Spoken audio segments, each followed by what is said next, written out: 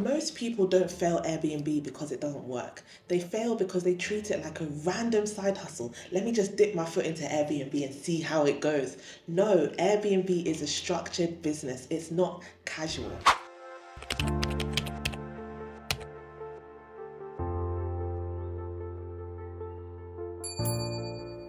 I currently operate over 50 units across 2 markets. So I started off in the UK, I'm now in Dubai, and I operate across both.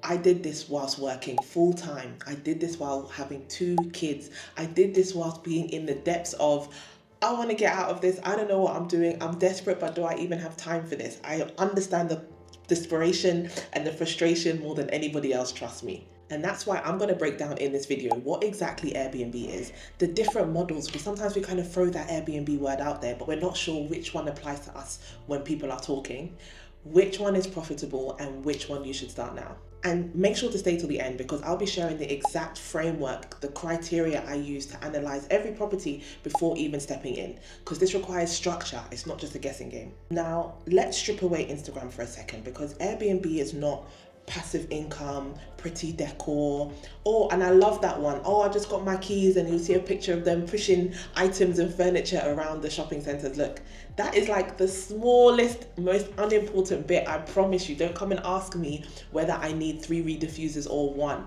That's got nothing to do with the nightly rate. Airbnb is a cash flow business that is built on demand, systems, risk management, and data. It is not a guessing game, like I just said. And at its core, you're doing one thing.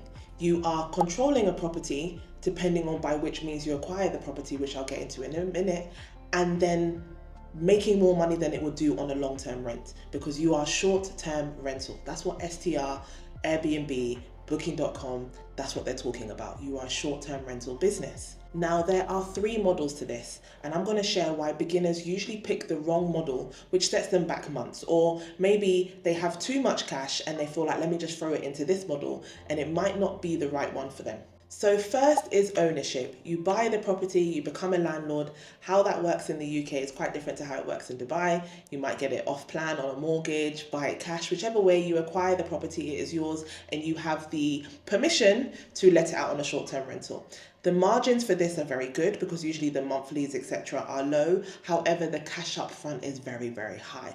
Now, this has its perks in terms of you'll be getting that capital appreciation. Again, it kind of depends on where you're doing it, but at least you'll have some income coming in through the short-term rentals, preferably higher than a long-term rental, but not as stable, not as guaranteed. And long-term rental also has its risks. It has the lowest legal complexity in terms of having contracts between you and another partner. Essentially, the contract is yours, it's your house, but it just has the most money up front. So it depends on what your long-term goals are. Next is the arbitrage model known as rent to rent, known as subleasing. I talk about it a lot. It's how I was able to scale my own company. And what this is essentially renting a property off a landlord. This could be for 1 to 3 years, and then putting that property up on Airbnb or Booking.com for a nightly rate and keeping the margin, okay? Now, this is how you're able to scale without ownership. It allows people to grow a monthly income, a nice little pot of money, a nice little profit every single month, and pick up multiple units at a time. But in order for this to work, you need to know numbers. And I'm going to get into a way that I'm able to put a cushion away for myself because I need to protect myself, remember risk management, from all the nasties of Airbnb business. The next one is the management model. So my business is a hybrid of all 3, but the management model, probably my favorite, because this is where you approach a landlord. You don't rent, you don't own, but you do control the property. You manage the property as a short-term rental. You will put that property up on Airbnb. You're not responsible for any of the bills, but you are responsible for all of the property management. This is the cleaning, the maintenance, the check-in, the guest inquiries, all of it. And you take a percentage of the revenue, usually 10, 15. In Dubai, they kind of push it up to 20% as well. This has very, very little risk, but you need much more trust capital. For a stranger to just give you their house usually isn't likely, but it's not impossible. And trust me, When those subleasing, renting properties start to enter low season or the margins get smaller, those management units are what keep you floating. It's such a beautiful mix to have because management isn't as profitable, but it's definitely more stable as long as you do the right thing and keep the clients. That's also quite important as well. Now, let's get into how the money actually works, because there's two types of operators. There's the real operators who plan, successful business people like I know you guys are, and then there's the gamblers. There's people who make assumptions and they enter these deals based on assumptions and they get killed later on. Now let's break down a realistic example. Let's just take a property that is in West London. Give me an area. Wandsworth, Southwest London. Let's just say the rent is £2,000. The utility bills add up to about £500, and the platform fees, consumables, those kind of things add up to another £300. So now we're at £2,800 for expenses. Now let's say this property generates on an average, I usually take an average across the year because both the UK and Dubai, especially Dubai, can be quite seasonal, and looking at it on a month-to-month basis isn't very sensible. So let's just take an average across the year. This property makes £5,200 a month. Pretty good. That would leave you with a profit of £2,400 every single month. No, it's not viral TikTok money. No, it's not I'm buying the first ticket out to Dubai to go and stay at the Royal Atlantis money, but it is repeatable, it's solid, and it's scalable. This is the kind of money that you can reinvest to pick up your next one, because honestly guys, the game is in the scaling, in having multiple units.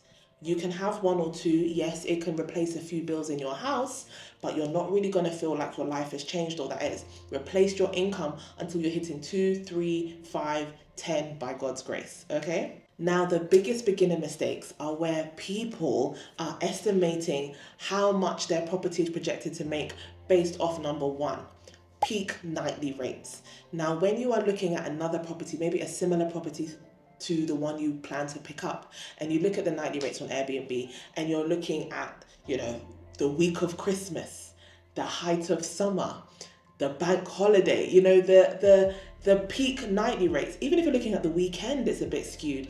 I want you to stick with worst case scenario, the most conservative numbers, just the weekdays. Check how much the property makes between Monday to Thursday. I want you to get worst case scenario numbers, okay? And again, when they're now estimating the numbers or estimating the occupancy, they're basing it off a 90% occupancy. 90% occupancy, which is roughly 3 nights empty a month. That is very much best case scenario. And you don't want to build a business based on that, because you're now running a business on assumptions and dreams. And you don't want to scale with such a reliance on your property being full 27 out of 30 nights a month. One of my first properties that I picked up in Berkshire was about 4 years ago, and I made this mistake. It was very pretty. It was a bungalow. It sat by itself. It had a garden. It had parking.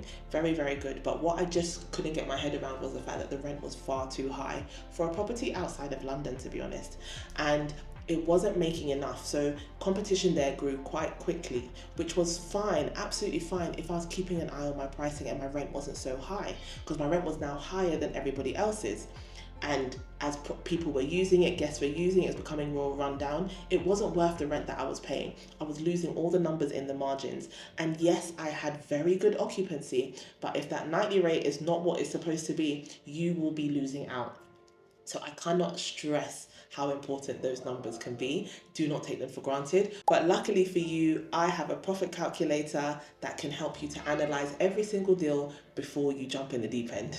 Now, if you remember nothing else from this video, I'm going to get into the 5 pillars of Airbnb business. These are your takeaways. And the 4th pillar is the one that people normally obsess over, even though to me, it may be the least important. First of all is location, location, location. What would bring people to that property? What drives footfall in that area? Not is it pretty, but is there a tourist demand? Are there business travelers? Are there events there? Is there a hospital? One of our first Airbnbs was next to a children's hospital, so our occupancy was fantastic because there was always a demand for parents, families, but also staff who needed somewhere temporary to stay. And every time I enter a new market, there'll be some areas across the UK and now some areas in Dubai that I'm quite familiar with, but every time I enter a new market, these are the drivers that I'm looking for, the demand drivers. And speaking of demand, what goes hand in hand with demand is competition. How many similar listings are there? How many nights are booked in the next 30 days? What do their reviews look like? If you have 10, 20 similar empty units, UK not so much, but definitely in Dubai. If you have a building, 20 similar units and they're all empty, that's not just random, that's data. And taking notice of patterns protects your profits. But I don't want that to always scare you, because I have multiple buildings in Dubai where I have 3 or 4 units in the same place. It is fantastic for operations because the cleaners can go in there, work through everything. My staff can go in there, work through everything. So I don't want you to be deterred and feel like, oh, when there's multiple units, it's going to be an issue. But make sure you have really scanned the area and the demand before you step in, and that you're not going to really shoot yourself in the foot by picking up loads of the same thing. The third pillar is deal structure. All of the profit is made when you sign the lease. Bad terms, for example, a break clause that isn't in enough time, or not a good exit strategy in your Ajari contract, that is what's going to bring you all the stress in the world. You never know what may happen. You might be living in the Middle East and a war starts. What does that mean for your bottom line when things aren't predictable around your business? All of that lies in the contract. So bad terms are very, very important. If you have good terms, good relationships with your landlords, and you've been smart before you enter, this is what equals scalability, because you're now going to be getting money in your pocket that you can reinvest in the right way to grow the business in the way that you've always imagined. I have a fantastic contract template available with all the lease filters that you're going to need. So just drop me a comment and I'll send one your way. The fourth pillar is setup quality. Now, obviously I was going to say this. This is where investors always over focus. Oh, should I go to Dunelm? Should I go to Argos? Should I go to Panhome? Or should I go to Home Centre? Can you stop? Like, I put a lot of effort into furnishing our properties, and I actually provide it as a service because I'm so invested into furnishing. Well, I have someone on my team who is, because I'm not that crazy about it, but I do understand how important it is. But however, I need you to focus. I need you to think to yourself. In fact, these are the things I need you to ask yourself before you go into it. Is storage optimized? Can people sleep there in an intelligent way? Is spacing being thought about?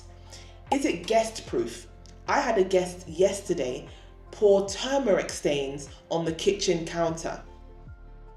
Now, I charged him maybe like 100 quid for that, but I now have to go to the property and apply bleach and get rid of the stains, because turmeric, for crying out loud, you need to think of worst case scenario for all of your furniture. I know it's pretty and precious for you, but does it change your nightly rate? Does it make operations harder?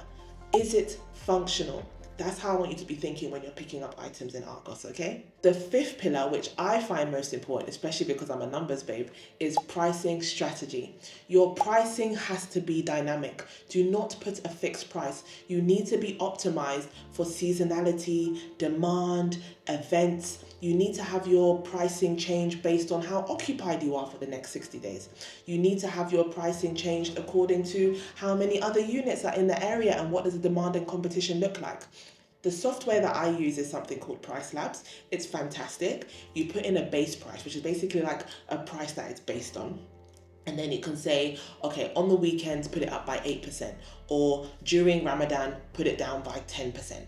And it's brilliant. So I'm going to do another video that is going in depth. I'm going to open up my Price Labs account and go in depth into pricing. If that is something that you'd be interested in, just type pricing in the comments, because I can't tell you how much it's changed my business and how much extra money I've had more easily because I've been getting bookings ahead of time because of my fantastic pricing, okay? If you open a new listing and you set the price at 1,000 dirham every single night, no matter what do you think is going to happen? There's going to be people who want to book, but because it hasn't been booked in a very smart way, you're going to be losing out loads of money. Plus, the reason why you're starting this business is to scale. You can't scale a manual effort. This is part of your systems. If you've put that base price in, you make up your idea, you're going to check it maybe once a week. Once you have all your systems in place, this becomes part of your pricing system that you only have to jump into when there's an emergency. This is how you scale without losing your head. Now, let me be honest. I don't want to make it sound like it's for everyone. It's la-di-da, this is the best business in the world. Airbnb is not for you if the following things apply to you. Are you ready? Do not start Airbnb if you want instant passive income. You don't like uncomfortable conversations. You don't like admin. You don't like spreadsheets, and you don't like uncertainty. If you are allergic to risk, don't even waste your time.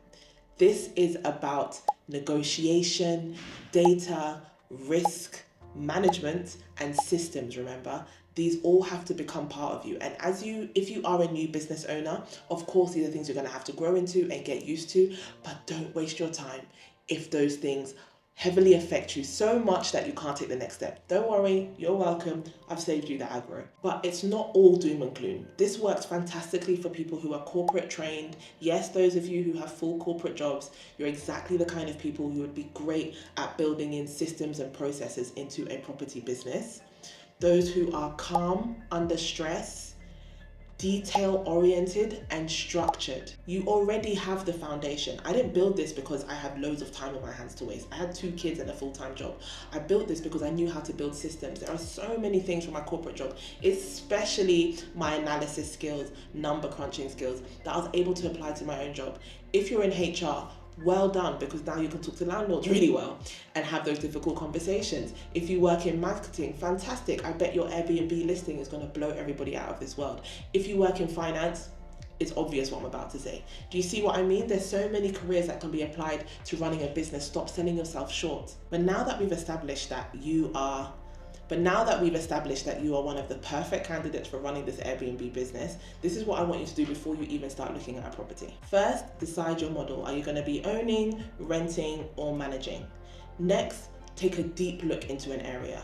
Go onto these regular rental websites, or if you're owning, purchasing websites, they're usually the same, and look at properties, look at how much the rents are, or look how much the sale prices are, look how much on Airbnb or booking.com these similar properties are going per night. This is just the basis of your research, and then from then you can understand your positioning, your lease options, and what the next steps are. Please do not just hear that someone is doing a property up in Manchester, or I've heard that Sharjah is doing really well, and you just blindly copy somebody else's city. The numbers matter first. Data first, emotions second. And if you're serious about starting Airbnb business properly and not emotionally, make sure to subscribe, because in the next video, I will be describing exactly how I pitch and secure landlords, the most difficult step in this entire thing. But it's gonna be more than worth it. I'm gonna get deep and I'm gonna pull out my whiteboard. Make sure to subscribe, because we are building operators here, not side hustlers.